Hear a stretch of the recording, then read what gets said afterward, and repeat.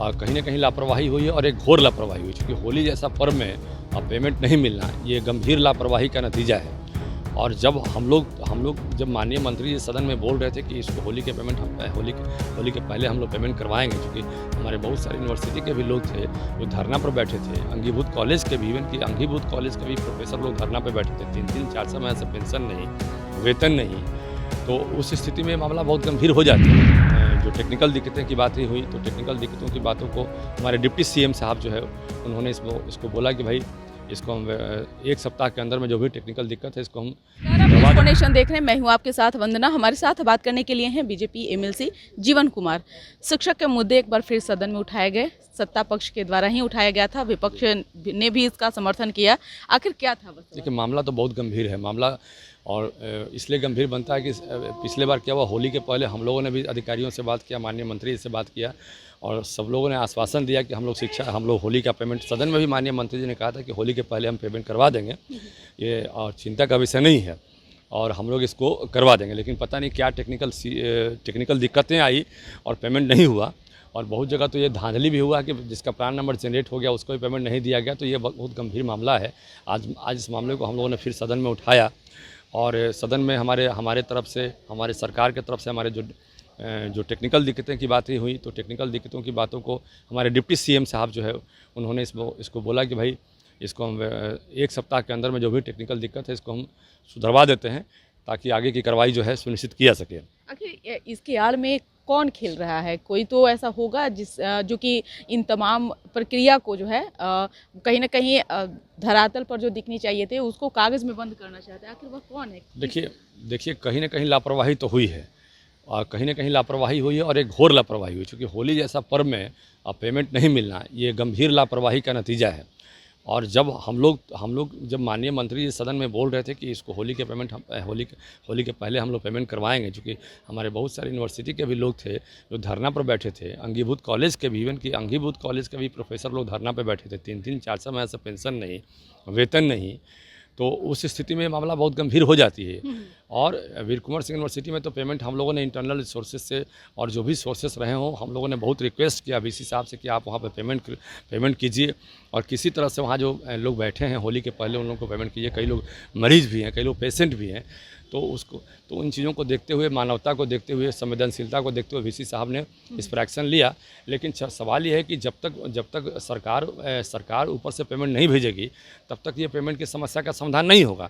इसलिए आज फिर सदन में इस मामला को हम लोगों ने उठाया, और निश्चित रूप से जब सदन में टेक्निकल समस्याओं का समाधान करने की बात कही गई हमारे डिप्टी सीएम आदरणीय सम्राट चौधरी जी के माध्यम से, तो हम लोग को एक संतुष्टि हुआ कि नहीं भाई, अब चलो इसमें सरकार के संज्ञान में मामला आया है तो निश्चित रूप से, और खासकर उन्होंने कहा है तो इस पर वो गंभीर रहेंगे, क्योंकि वो कई सारी बात वो जब बोलते हैं तो वो गंभीरता से बोलते हैं। जीवन जी, आप लगातार शिक्षकों का मुद्दा जो है सदन में उठाते रहे हैं, उनकी परेशानियों को दूर करते रहे हैं, लेकिन एक गंभीर परेशानी है 4 महीने से वेतन रोक देना। और यही नहीं, शिक्षक अगर थोड़ा बहुत परेशानी में हैं, अगर लेट लतीफ़ होते भी हैं, उनका उस दिन का वेतन काट देना और उन पर कड़ी से कड़ी कार्रवाई करना, ये कहाँ से उचित है? क्योंकि शिक्षक भी परेशान है, क्योंकि उनके घर परिवार की भी समस्या है, उनका पेट का भी सवाल है। तो ऐसे में शिक्षक तो नहीं, ये समस्या हर हाल में दूर होगी, और हम लोग इसको दूर करवाने के लिए यहाँ पर बैठे हैं। और इसीलिए आज मैं फिर कहा कि आज फिर से सदन में हम लोगों ने उठाया। हमारे आदरणीय नहीं, दिक्कत क्या हो गया, दिक्कत की आड़ में, टेक्निकल दिक्कत की आड़ में कुछ अधिकारी लोग जो है इसमें गंगा में हाथ धोने का जो काम कर रहे हैं। तो हम लोग आने वाले, पहले तो हमारा पूरा फोकस है कि हम लोग पेमेंट दिलवाएं, और बाद में चिन्हित करके उन लोगों पर कार्रवाई करने की भी हम लोग मांग करेंगे कि ऐसे कौन लोग हैं जिन्होंने मतलब जानबूझकर गंगा में हाथ धोने का प्रयास किया है, जो एक मुहावरा है, और गलत तरीके से मतलब कौन लोग हैं जो ऐसे चीज़ों में ब्लैकमेल करके जो पैसा वसूलने का काम कर रहे हैं। अभी तक हमारे पास, हमने कई लोगों से बोला, हमने कई शिक्षकों से बोला कि आप लिखित आवेदन दीजिए, कौन अधिकारी हैं जो जिला में आपको तंग कर रहे हैं। तो थोड़ा डर से भी लोग लिखित आवेदन नहीं दे पाते, इसलिए भी समस्या थोड़ा हम लोग को होती है। अदरवाइज यदि एक भी लिखित आवेदन यदि देने के लिए कोई हम लोग को राज़ी हो जाता कि एक भी हाँ कि इनके चलते थोड़ी समस्या हुई है, तो हम लोग को काम करने में आसानी होती और हम लोग को फिर उस पर एक्शन लेने में आसानी होती। तो ये दिक्कतें भी आई है थोड़ी सी, विपक्ष जी। ने भी आरोप लगाया है कि मुख्यमंत्री के ढीलेपन के कारण ही ये सब। नहीं, मुख्यमंत्री का इसमें कोई ढीलेपन मुझे नहीं लगता है कि मुख्यमंत्री का कोई ढीलेपन है। मुझे लगता है कि कहीं ना कहीं लापरवाही हुई है और लापरवाही का नतीजा, और इस लापरवाही के गेम में जो है, लापरवाही में जो है कुछ अधिकारी जो है मतलब कि जो पैसा ऐंठने का शिकायत जो मिला हमको कि भाई पैसा ऐंठने की बात हुई है, जिला में जो पैसा ऐंठने की बात हुई, प्राण नंबर जनरेट होने के बाद ही पैसा ऐंठने की बात हो रही है। तो इसका किसी ने लिखित, हमने कई लोगों से मांगा, कई शिक्षक मित्रों से मांगा कि आप लिखित तो दीजिए हमको एक बार, चाहे कोई भी अधिकारी हो, और जो भी अधिकारी ऐसा आप जिसके बारे में लिखित दीजिएगा, सदन में उनके बारे में हम क्वेश्चन करेंगे और फिर वो बचेंगे नहीं।